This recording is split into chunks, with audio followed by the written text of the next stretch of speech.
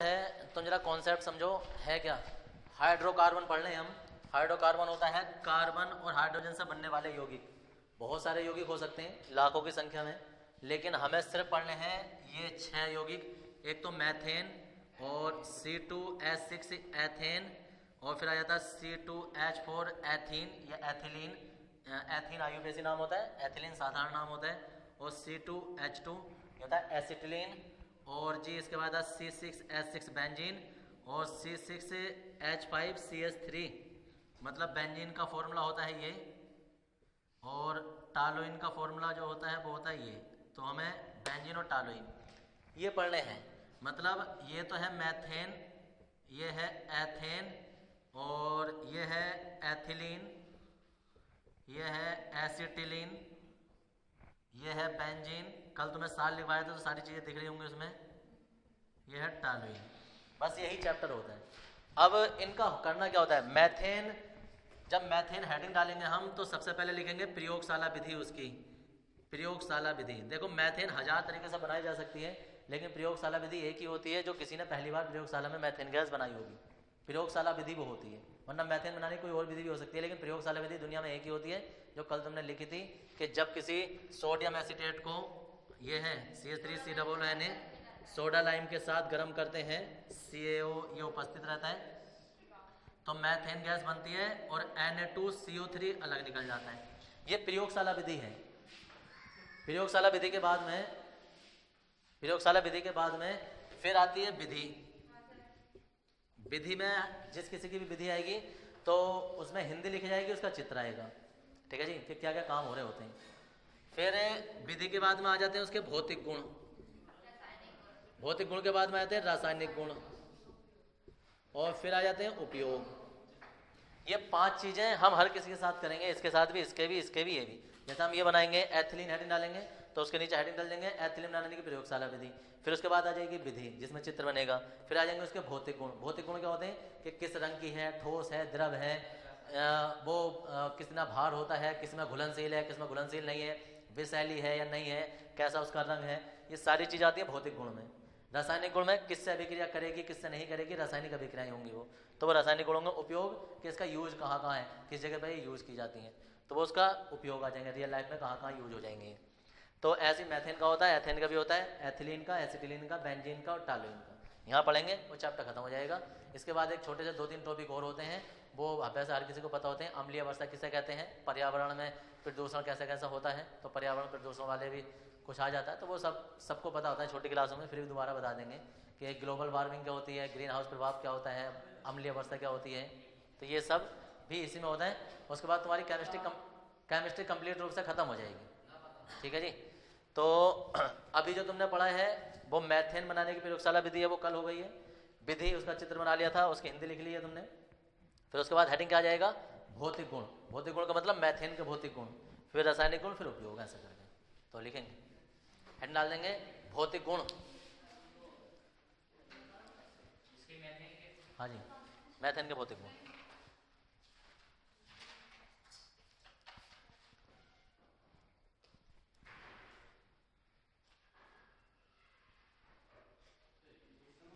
लिखेंगे यह निम्नलिखित है, यह है निम्नलिखित है। नंबर वन, यह है एक रंगहीन, गंधहीन, हीन मतलब न रंग होता है ना गंध होती है इसमें। यह एक रंगहीन, गंधहीन तथा स्वादहीन गैस है।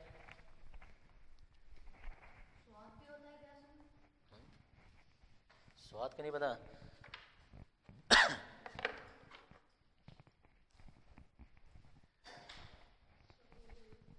होती है।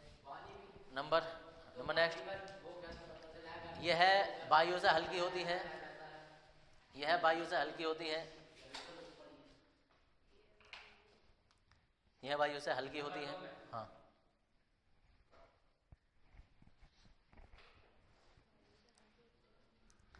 यह वायु से हल्की होती है। नंबर नेक्स्ट, यह विषैली प्रकृति की होती है, विषैली प्रकृति की होती है मतलब मर सकता है आदमी से सूंघकर। विषैली प्रकृति की होती हैं।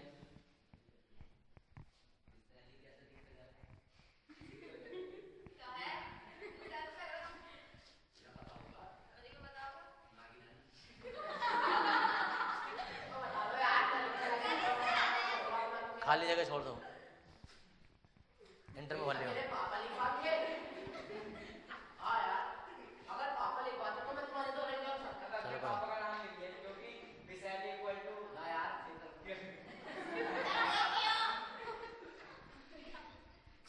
विषैली प्रकृति का हो गया नंबर कितने हो गए? 3। बस हैंड डालो रासायनिक गुण। 3 ही हो जाते हैं बहुत। रासायनिक गुण लिख दो ये। पूछ से उसे नहीं जाते हैं कभी भी।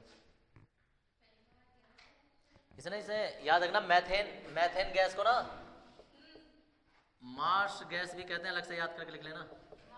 एक साल किसी साल आया था ना marsh gas, Mars. Mars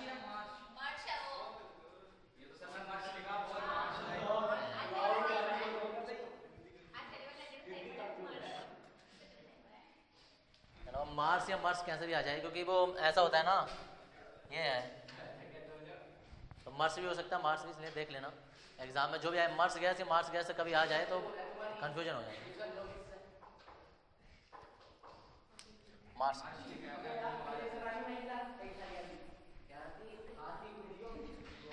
hand डाल देंगे रासायनिक गुण। रासायनिक गुण में लिखेंगे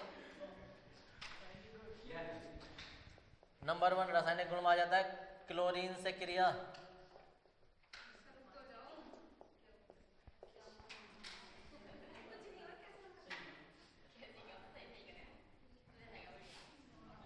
क्लोरीन से क्रिया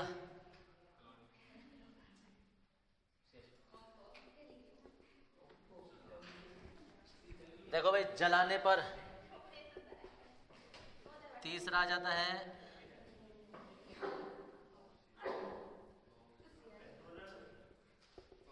ऑक्सीकरण।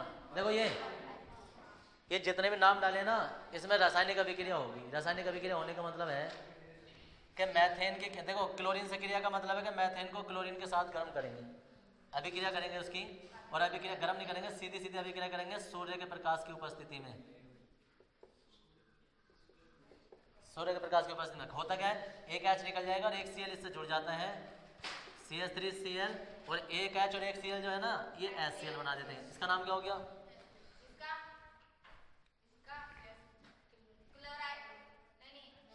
आईयूपीएसी किस लिए पढ़ाई थी भाई मैंने? फिर क्लोरोमैथेन, एक कार्बन है क्लोरोमैथेन, ये आईयूपीएसी नाम है। साधारण नाम जो होता है ना इसका वो मैथिल क्लोराइड हो जाता है। देखो साधारण नाम जो होते हैं ना इनका कोई नियम कानून नहीं होता है, ये किसी भी तरीके से कैसे बोले जा सकते हैं, लेकिन क्लोरोमैथेन जो होता है ये अंतर्राष्ट्रीय नाम हो गया, मतलब हर कोई दुनिया में इसे क्लोरोमैथेन ही बोलेगा। मैथिल क्लोराइड यहाँ बोला जा रहा है, हो सकता है किसी और देश में कोई दूसरे नाम से जाना जाता हो, तो ये साधारण नाम होते हैं। क्लोरोमैथेन आईयूपीएसी नाम है। देखो जलाने पर, जलाने का मतलब होता है कि मैथेन को ऑक्सीजन के साथ क्रिया कराई जाती है। ऑक्सीजन का मतलब यही होता है कि उसे जलाया जाएगा।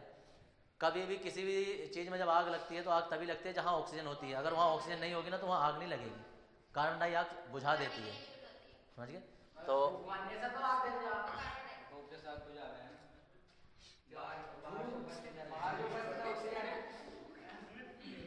तो ये मैथेन को जब ऑक्सीजन के साथ जलाया जाता है तो वो कार्बन डाइऑक्साइड गैस निकलती है और जल बनता है, ये आ जाता है। ऑक्सीकरण, देखो मैथेन का ऑक्सीकरण जो होता है ना वो नवजात ऑक्सीजन द्वारा होता है। नवजात ऑक्सीजन द्वारा जब इसकी अभिक्रिया कराई जाती है, या अगर ऐसा नहीं कर रहे हैं तो सीधा ऑक्सीजन से भी क्रिया कराएंगे ना तो उसमें प्लेटिनम उत्प्रेरक लिया जाता है और लगभग 300 डिग्री सेल्सियस पर यह गर्म की जाती है, तो उस टाइम पर ये फॉर्मल्डिहाइड बना देती है और जल अलग निकल जाएगा। क्या नाम होगा इसका आईयूपीएसी नाम?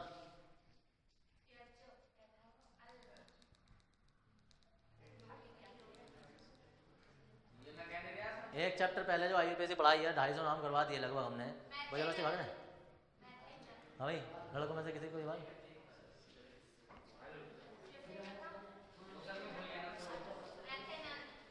एक कार्बन है मैथेन और अल लग जाएगा तो मैथेन नल हो जाएगा। ठीक है जी, ये होता है। तो अब सुनो, ये इसके रासायनिक गुण है। इतना करने के बाद में इसका आ जाते हैं उपयोग। अब सुनो इधर, हिंदी इसकी यहाँ पहले हिंदी लिखी जाएगी, फिर अभिक्रिया लिखी जाएगी। हेडिंग तुम ये वाला डालोगे, उसमें लिखोगे कि जब मैथेन की क्रिया क्लोरीन के साथ सूर्य के प्रकाश की उपस्थिति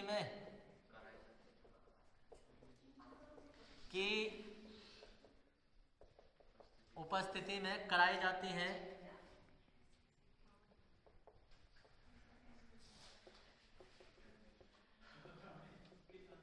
तो मैथिल क्लोराइड प्राप्त होता है या बनता है। ऐसे यहाँ लिख दोगे, जब मैथेन को ऑक्सीजन के साथ जलाया जाता है या ऑक्सीजन के साथ अभिकृत कराया जाता है तो कार्बन डाइऑक्साइड गैस बनती है। और यहाँ लिख देंगे, जब मैथेन को ऑक्सीजन के साथ प्लेटिनम की उपस्थिति में 300 डिग्री सेल्सियस पर गर्म किया जाता है। समझ में आ रही है? जब मैथेन को ऑक्सीजन के साथ प्लेटिनम की उपस्थिति में, जो चीज़ तीर पर लिखी होती है ना, वो उपस्थित होती है। उपस्थिति मतलब होता है वो अभिक्रिया में भाग नहीं लेगी, वो सिर्फ वहाँ उपस्थित है और वो इसके साथ कोई योगदान नहीं है उसका, वो जैसी है ऐसी कैसी रह जाती है, बस अभिक्रिया को तेज करने काम आती है। ये उत्प्रेरक होते हैं। तो जब मैथेन को ऑक्सीजन के साथ प्लेटिनम की उपस्थिति में 300 डिग्री सेल्सियस पर गर्म करते हैं तो मैथिनल बनता है। ये चीज़ लिख देंगे। तो ऐसे तीनों लिख देनी है और उसके बाद उपयोग डाल देंगे। नहीं, अलग अलग अम्ल होते हैं वो। एक बात बताइए जरा। हाँ जी, बनाने में पानी प्रयोगशाला विधि। हाँ देखो इधर, अब जरा कल वाला जैसा है ना, जो कल हमने विधि की थी उसमें हमने CH3 किया था, CH3 COONA। अब इसमें C2H5 कर देंगे बस। उसमें CH3 था, इसमें C2H5 हो जाएगा, 2 कार्बन हो जाएंगे। ये होता है, देखो सोडियम प्रोपियोनेट, जैसा सोडियम एसिटेट था तो ये सोडियम प्रोपियोनेट था, क्योंकि 3 कार्बन होते हैं इसमें, 2 ये है 1 ये है, तो इसका नाम हो गया सोडियम प्रोपियोनेट। जब सोडियम प्रोपियोनेट को सोडा लाइम के साथ गर्म करते हैं, ये चिन्ह जो होता है गर्म करने का होता है, गर्म करते हैं तो C2H6 ये मैथेन गैस होती है और Na2CO3 अलग निकल जाता है। ठीक है जी। तो जब सोडियम प्रोपियोनेट को सोडा लाइम के साथ गर्म करते हैं तो एथेन गैस बनती है, एथेन गैस बन गई, बस लिख दो हिंदी इसकी। और इसके बाद नीचे आ जाती है विधि। तो विधि हेडिंग डाल के और जगह छोड़ देंगे, वो सेम उसी जैसी है जो तुमने अभी लिखी थी मैथेन बनाने में। तो फिलहाल अभी इसकी प्रयोगशाला विधि लिखेंगे। ये जो हेडिंग लिखा है ना, इसका आगे लिखो, जब सोडियम प्रोपियोनेट को उतारने की नौरिया में ऐसे लिख लो, जब सोडियम प्रोपियोनेट को सोडा लाइम के साथ गर्म करते हैं, सोडा लाइम के साथ गर्म करते हैं, सोडा लाइम के साथ गर्म करते हैं तो एथेन गैस बनती है।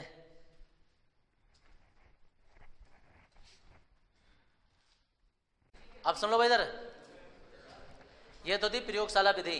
अब एथेन बनाने की दूसरी विधि भी होती है, सुन लो भाई, और इससे भी ज्यादा इंपॉर्टेंट मानी जाती है, वो वैज्ञानिक ने दी थी, और वो है वुड्स अभिक्रिया।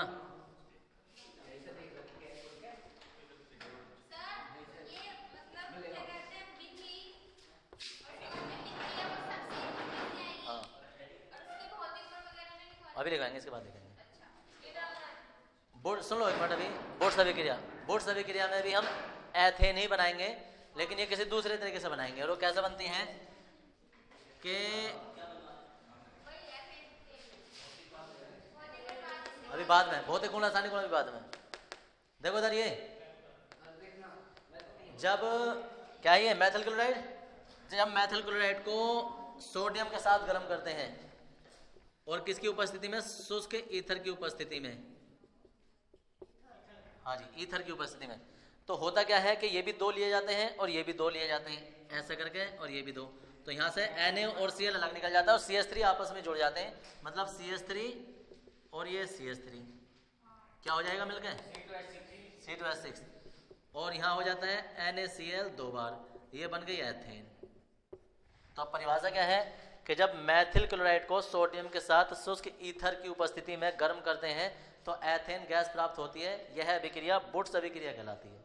तो क्वेश्चन ऐसा आएगा कि बुट्स अभिक्रिया पर टिप्पणी लिखिए, बुट्स अभिक्रिया किसे कहते हैं, बुट्स अभिक्रिया कुछ भी ऐसा करके आएगा।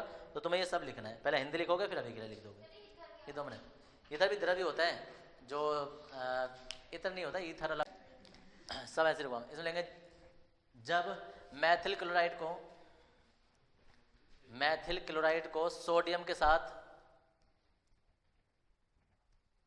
जब मैथिल क्लोराइड को सोडियम के साथ शुष्क ईथर की उपस्थिति में, शुष्क ईथर की उपस्थिति में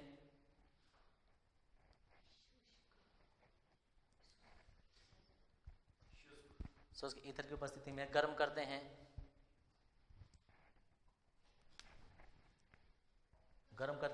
तो एथेन गैस प्राप्त होती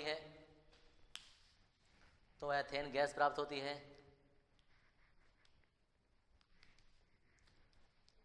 यह अभिक्रिया बुट्स अभिक्रिया कहलाती है। यह अभिक्रिया बुट्स अभिक्रिया कहलाती है।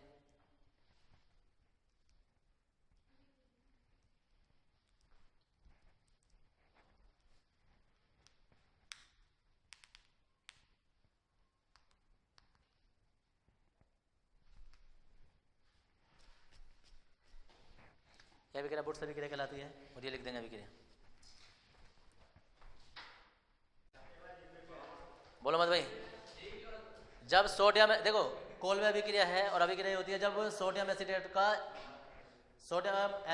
का विद्युत अपघटन किया जाता है। विद्युत अपघटन का मतलब होता है सोडियम एसीटेट जो है वो किसी उसमें जल में डालकर हमने उसका विलयन बना दिया और उसमें एक कैथोड डाल दी, एक एनोड डाल दी, ठीक है ना, 2 छड़ें डाल दी। तो कैथोड पर या एनोड पर ऐसा करके एक पर तो ये बन जाएगी मैं एथेन गैस और एक पर सोडियम हाइड्रोक्साइड निकल जाता है। ये अलग अलग उसमें होती हैं, अलग अलग इलेक्ट्रोड पर होती हैं। तो अभी अलग अलग भी तोड़ के दिखाएंगे, लेकिन कुल मिलाकर अभिक्रिया ये होती है, जो हिंदी लिखेंगे हम इसकी, कि जब सोडियम एसीटेट का विद्युत अपघटन किया जाता है तो एथेन गैस प्राप्त होती है। विद्युत अपघटन का मतलब ही विद्युत प्रवाहित करना होता है।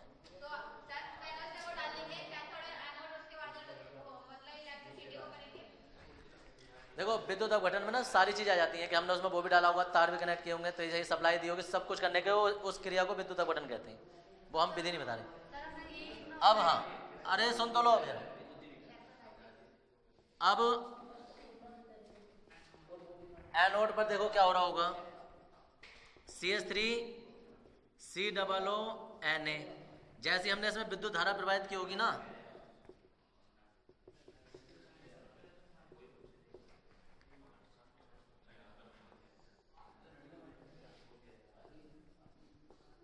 इसके निम्नलिखित चरण हैं और चरण नंबर 1 है कि ये पहले जो है कैसे टूटा होगा, तो ये ऐसे टूटा होगा CH3COO और ये Na प्लस अलग निकलने का होगा, माइनस अलग निकल गया होगा और ये ऐसे ऐसे 2 बार निकलते हैं।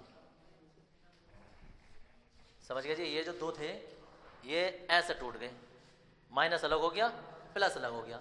अब माइनस वाला किस पे भागेगा, माइनस वाला जो है वो प्लस में जाएगा, यानी कि सेकंड स्टेप में जो है वो एनोड पर अभिक्रिया होगी। और एनोड पर अभिक्रिया क्या होती है कि CH3COO माइनस जो है ये 2 बार, इसमें से CH3 और CH3 तो आपस में अलग हो जाएंगे 2 बार, और CO जो ना CO2 बन जाती है गैस और ये 2 बार अलग निकल जाएगी।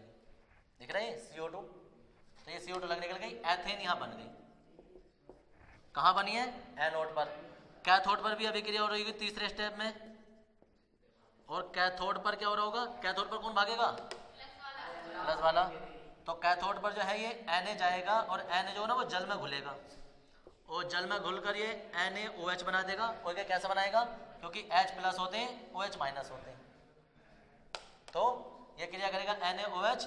और इसमें का जो H है, क्योंकि Na जो थे वो कितने थे, 2, ऐसे ये भी 2 लिए जाएंगे। जब ये 2 लिए जाएंगे तो 2 H होंगे, 2 OH होंगे, तो 2 OH तो इसके साथ चले गए और HH जो है वो हाइड्रोजन गैस निकाल देते हैं। तो ये सब आ जाता है। यहाँ 2 से गुणा कर देंगे, यहाँ 2 से गुणा कर देंगे जी, तो यहाँ भी 2 से गुणा, यहाँ भी 2 से गुणा। ये सब लिख देंगे। हिंदी इसकी छोटी सी रहती है कि जब सोडियम एसीटेट का विद्युत अपघटन किया जाता है तो एथेन गैस बनती है। यह है अभिक्रिया कोल्बे अभिक्रिया कहलाती है। तो इसमें लिखेंगे हाँ, जब सोडियम एसीटेट इतनी देर से क्या करा, हेडिंग में डाला,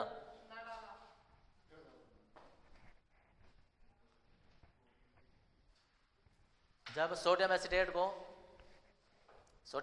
का लिखना का विद्युत अपघटन किया जाता है, जब सोडियम एसीटेट का विद्युत अपघटन किया जाता है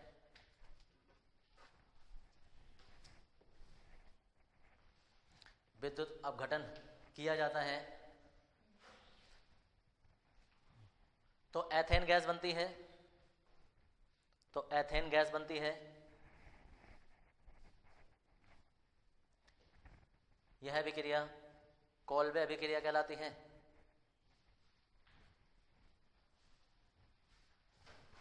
यह अभिक्रिया कोल्बे अभिक्रिया कहलाती है।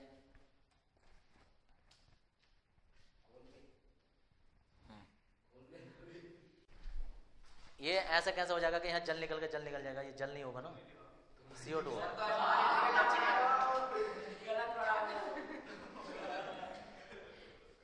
देखो ये इधर H2 ओ बन गया था वो, अरे नेता सुन लेकर इधर, ये H2 था, H2O हो गया था, वो H2 था। H2 लिखा, चलिए O काट दो बस, बाकी सही है। रिवीजन चलेगा, टेस्ट वेस्ट चलेंगे तुम्हारे।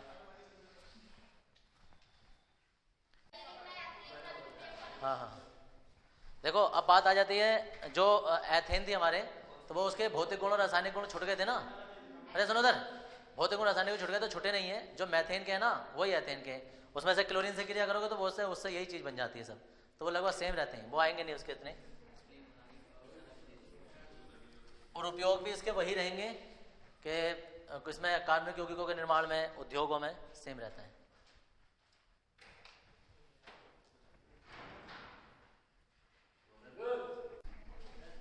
इसमें है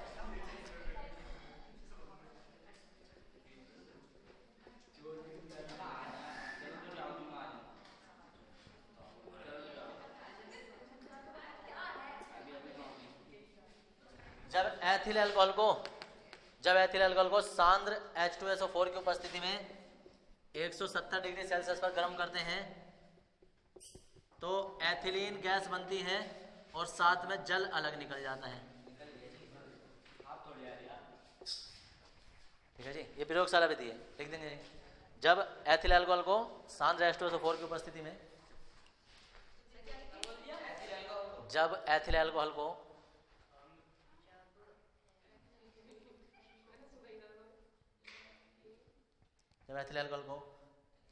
सांद्र H2SO4 की उपस्थिति में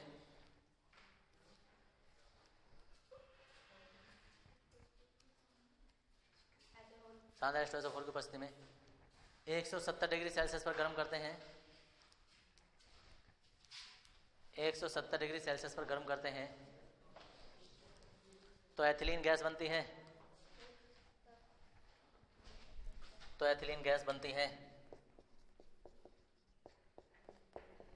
ये अभिक्रिया डाल लेंगे, उसके बाद विधि लिख देंगे।